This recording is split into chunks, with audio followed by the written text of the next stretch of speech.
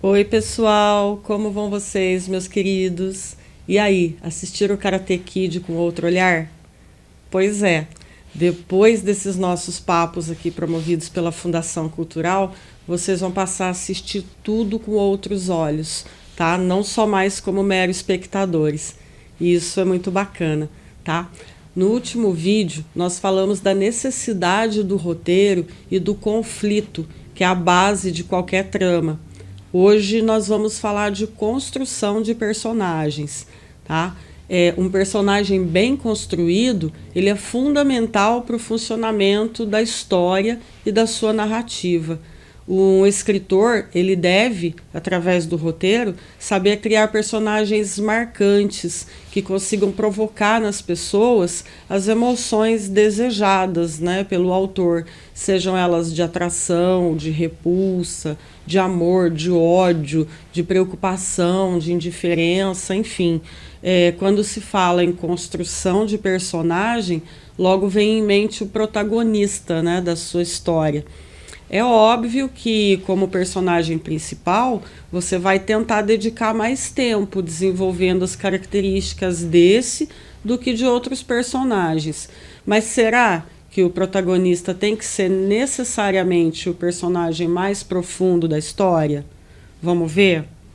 Bom, o protagonista da história, ele tem uma função primordial, tá? Que é gerar a identificação direta com o espectador.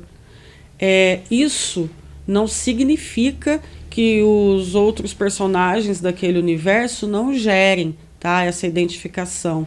Todos geram em algum nível, mas o protagonista, ele precisa ter uma conexão intensa com o público, mesmo que ele não seja o personagem mais legal, né? Há quem diga que nos filmes do Batman o personagem mais legal é o Coringa. E deve ser, né? Porque depois que o Coringa ganhou, acabou ganhando, né, um filme só para ele, então ele teve uma identificação aí com o espectador. Mas isso, ó, acontece por um motivo. Muitas vezes os autores não querem que o protagonista seja aquele que agrada a todos, porque a intenção é exatamente fazer com que você se sinta como eles. Quando se trata de contar histórias, não tem nada mais forte para gerar identificação do que as falhas, os erros ou as fraquezas do personagem, né? É aí que a gente percebe, enquanto espectador, que aquele herói possui um sentimento tão humano quanto o nosso, né? E é aí que a gente estabelece essa conexão forte com ele, mesmo que ele não seja o queridinho, tá? Então, para construir um bom protagonista, você precisa gerar empatia. E olha, gente, empatia não é simpatia, tá bom? O que na prática significa que as pessoas não precisam amar esse personagem. Ele só precisa parecer o mais real possível, tá? E com real, eu quero dizer com emoções reais, com sentimentos que convençam o público, né? Que naquele determinado universo narrativo, aquilo realmente poderia estar acontecendo. Vou dar um exemplo. No filme O Diabo Veste Prada, né, que é roteirizado pela Aline McKenna, que particularmente eu sou fã, tem o personagem da Miranda Priestly, né, que é o personagem da estrelíssima Meryl Streep. Ela é uma protagonista nada simpática, arrogante, mas embora a maioria dos espectadores se simpatize mais com a assistente dela, que é vivida pela belíssima Anne Hathaway, a Miranda ela se mantém emblemática, porque ela é pura emoção, sentimento e poder, né, poderosíssima o tempo todo, e isso cola, né, os espectadores na personagem. Então, a importância do protagonista não se resume apenas a te levar para dentro da história, mas para fazer você se sentir parte dela, sofrendo junto com ela, inclusive, né? Tem gente que até chora nos filmes, né? Então, mesmo que aquele protagonista não seja o seu preferido, na maioria das vezes você vai torcer por ele. Em algum momento você vai torcer. Tem uma cena no Diabo Veste Prada que tem uma trama, né, para tirar a Miranda Priestly do topo dos editoriais de moda. Embora ela seja arrogante, a maioria das pessoas torceu por ela nesse momento, não é? Por isso que é importante pensar, né, em alguns aspectos na hora de desenvolver aí o seu protagonista. Tá? Vamos ver alguns desses aspectos? Bom, ele não precisa ser o mais profundo, mas precisa se ligar com o público, né? Gerar essa empatia que a gente acabou de falar. E a melhor forma de se ligar com o público é mostrando as fraquezas, o lado mais humano do personagem, né? Uma vez que o público está conectado ao protagonista, aí não tem problema você desenvolver outros personagens com até mais profundidade do que ele, tá? Isso quer dizer que eu não preciso me aprofundar no meu protagonista? Não, não. Muito pelo contrário, não é?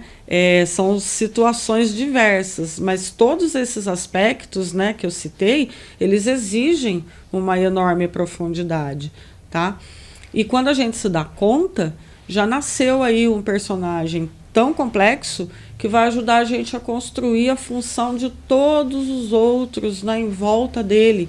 É essa que é a magia, a verdadeira magia de construir histórias, tá? Construa seus personagens consistentes, tá? Dentro da curva dramática. A gente vai ver curva dramática daqui a pouquinho. Defina bem esses personagens.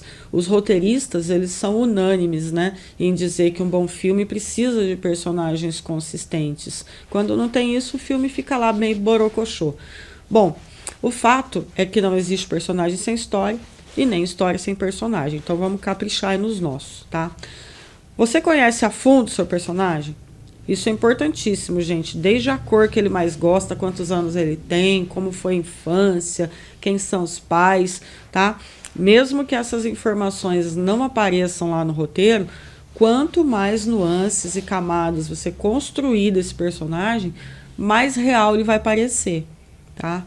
Aí você precisa saber entender do protagonista como se ele fosse seu amigo íntimo, né? Como se ele fosse seu melhor amigo, para você poder passar isso para as pessoas. Existem várias técnicas aí para a gente traçar esse perfil do protagonista. A técnica mais conhecida é a ficha, né, ou formulário, onde o roteirista preenche as informações com características minuciosas do personagem. Tá? Para você achar um modelo de ficha bem bacana para estruturar o seu personagem, eu vou dar uma dica boa daqui a pouco, tá? Mas ela tem que conter o quê?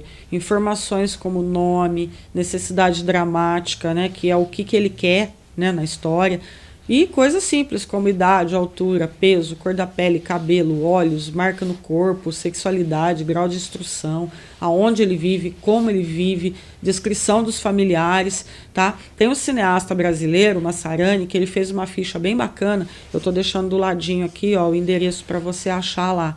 Dá para você seguir por ali e fazer uma ficha bem completinha aí do seu personagem, tá? Lembra que eu disse lá na aula passada que isso ajuda o diretor na escolha dos atores e o elenco na construção do personagem? Essa fichinha é a verdadeira mão na roda, gente, tá? Quanto mais você souber do seu personagem, melhor, tá? Todos os livros de dramaturgia existentes no mercado aí dedicam capítulos aos personagens, tá? Vamos falar de curva dramática agora? Vamos lá. O que é isso, né? A curva dramática, ela consiste no crescimento da situação dramática até o cume, tá? Depois ela começa a descer e volta na normalidade. Ela está intimamente ligada ao que a gente chama de arco do personagem, tá?